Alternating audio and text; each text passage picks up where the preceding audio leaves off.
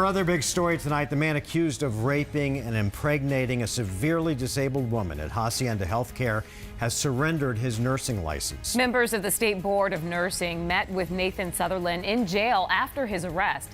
Team 12's Bianca Bono is live in studio. And Bianca, this may not be the only action that the board takes. Yeah, that's right. The board president says they are not investigating any other nurses from Hacienda right now, but that could change based on the Phoenix Police Department's investigation.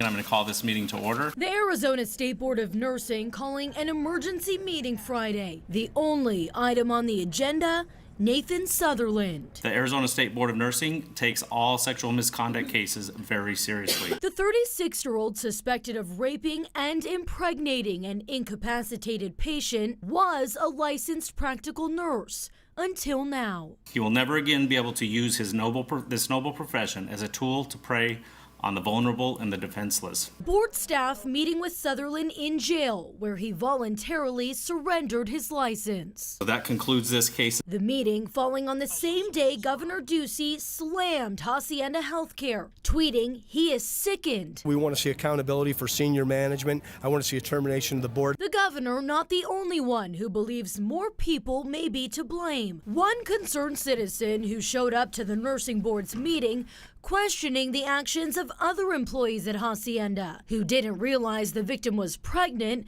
until her baby was crowning. There are other people that were in that facility that should have seen or noticed something. If there is evidence of nurses who are unsafe to practice, this board will continue to take immediate action. As the police investigation continues and medical professionals face increased scrutiny, the board president offering some assurance. There are occasional bad seeds that do horrific things like happened today, but that is very, very, very rare.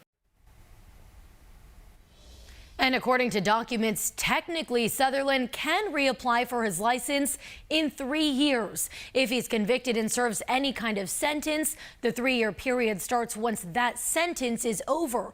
But the board president is confident his application will never be accepted again in Arizona or anywhere else.